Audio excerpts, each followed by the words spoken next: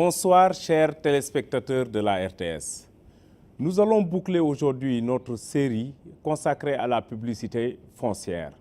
Pour rappel, l'un des principaux buts de la publicité foncière est de permettre la transparence et l'accessibilité des données foncières à tous. Je rappelle que l'un des principaux buts de la publicité foncière est de rendre accessible l'ensemble des données foncières qui sont inscrites au livre foncier. En conséquence du fait que ce qui est inscrit au livre foncier est opposable erga omnes, opposable à tous. Il est donc naturel que la loi portant sur la publicité foncière permette que chaque citoyen qui le désire puisse accéder aux données, aux renseignements qui sont consignés au livre foncier ou renfermés dans les dossiers fonciers. Quelles sont les modalités ordinaires de prise d'information? On peut demander un certificat de concordance entre ce qui est sur la copie du titre foncier qui est délivré à un propriétaire et ce qui est inscrit au livre foncier.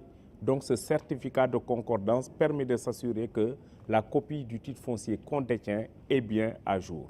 Vous pouvez également obtenir un certificat, une attestation en tout cas, de concordance entre un certificat d'inscription et les énonciations du livre foncier qui portent sur le droit réel qui est objet de ce certificat d'inscription. Vous pouvez également obtenir un état des droits et charges qui grèvent un immeuble déterminé.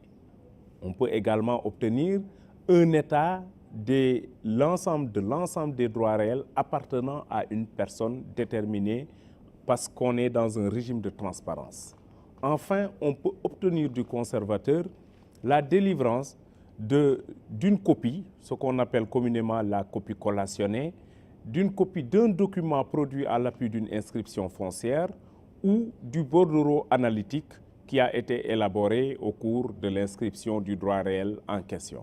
Vous voyez donc, mesdames et messieurs, que tout ce qui est au livre foncier, tout ce qui est consigné au livre foncier et tous les éléments qui sont au dossier foncier sont accessibles à tous pourvu de le demander sous les formes et conditions prévues par la loi.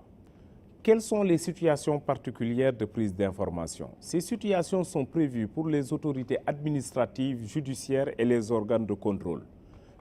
Tous ces organes et autorités peuvent obtenir du conservateur par écrit et gratuitement les renseignements qui sont consignés au livre foncier ou renfermés dans un dossier foncier.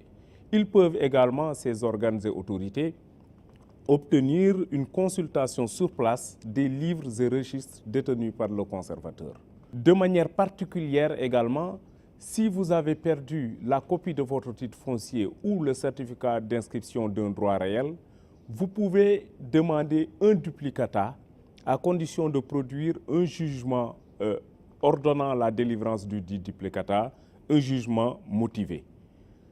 Enfin, mesdames et messieurs, nous allons terminer cette série par les frais de publicité foncière.